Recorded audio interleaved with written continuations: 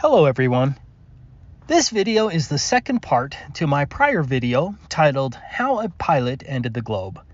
If you haven't watched that, I highly suggest you watch that first, or you may not understand what this video is about.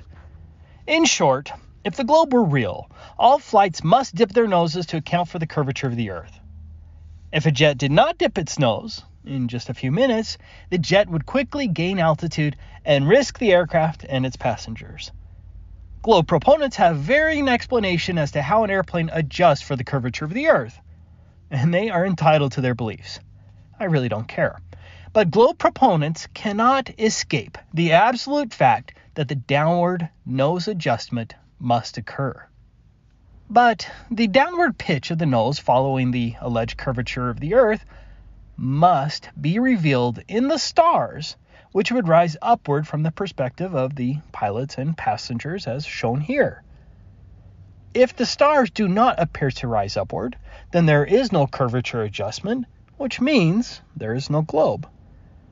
In my last video, I shared a time lapse of a part of a flight from Zurich, Switzerland to Sao Paulo, Brazil for a distance of approximately 3,000 miles. The flight direction was southwest. If you model the same flight on Google Earth, there should be an obvious, apparent upward movement of the stars. But in the time-lapse filmed by the pilot, there was no upward movement of the stars, and therefore no curvature adjustment required by the globe.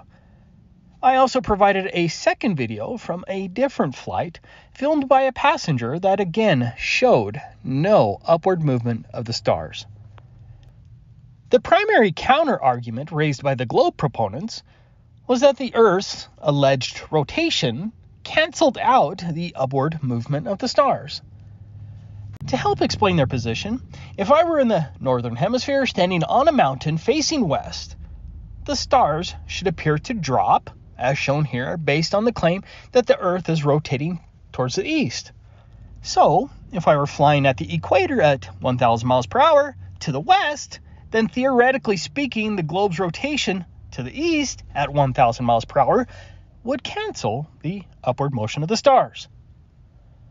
But what would happen if we turned the airplane around and instead flew east at 1,000 miles per hour?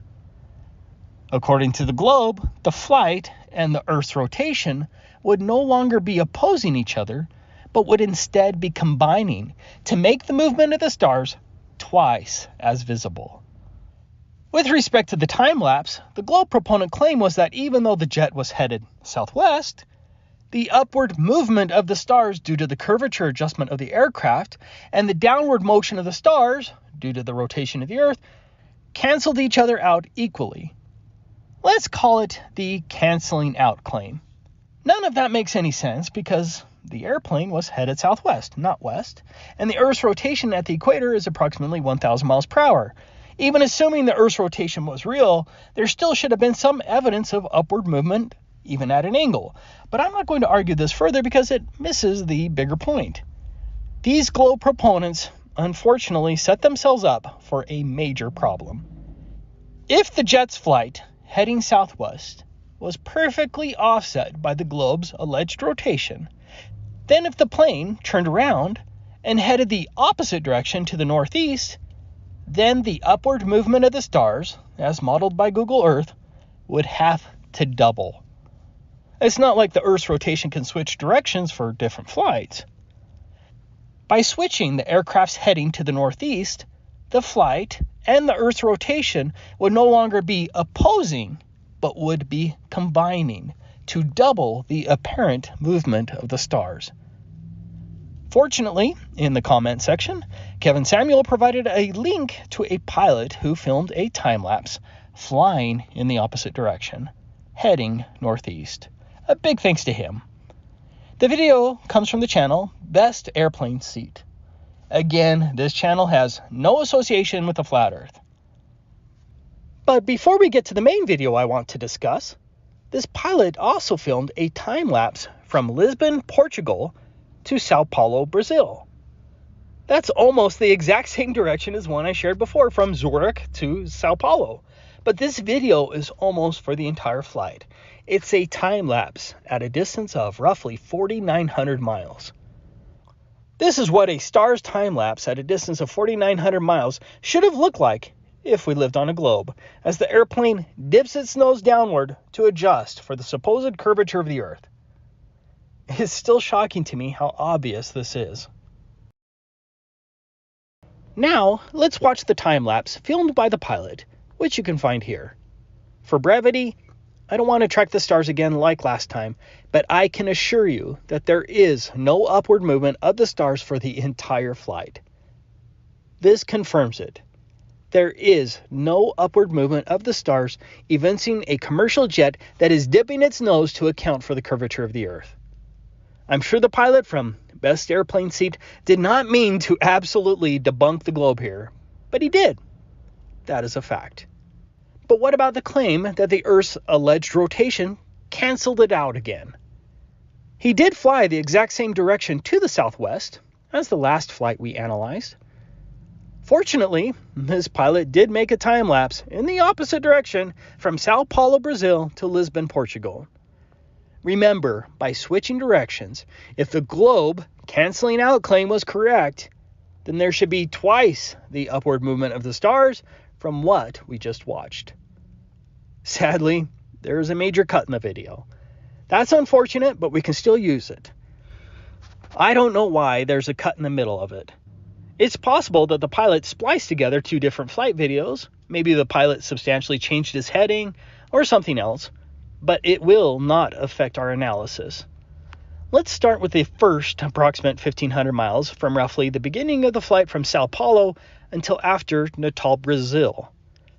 You can watch it yourself, but facing northeast, the stars should rise up and rotate counterclockwise. And that's exactly what the stars do. Of course, some of the stars rise up in the middle, but the ones on the left actually drop. That means they're rotating. Regardless, there is no indication of a curvature adjustment, especially when you consider the fact that we should be doubling the amount of upward star movement if the canceling out claim were true. For the second segment of the video, we're going to see two sets of islands before the plane lands in Lisbon. The Cape Verde Islands, or Cabo Verde, and you can actually see the volcano Pico do Fogo very well, and then you see the Canary Islands. That gives us a time lapse of approximately 2,000 miles confirmed by the islands. Even at 2,000 miles, the upward movement of the stars should be very recognizable. Here is what it looks like on Google Earth. But remember, assuming the canceling out claim of our globe proponents was correct, the time lapse of the stars filmed by the pilot traveling northeast should appear twice the amount shown right here on Google Earth. You can essentially double the amount of movement you're seeing right now, and that is what we should see if we lived on a ball. Now, let's watch the actual 2,000-mile time lapse, and we're going to concentrate on just one star right here that's visible right from the beginning. Again, the stars are going to rotate counterclockwise. Some stars will rise, but this one will actually drop.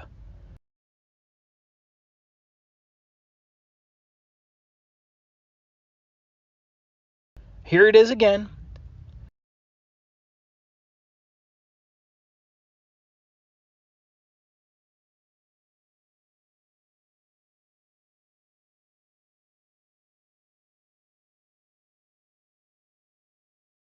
And here it is right before landing in Lisbon, Portugal.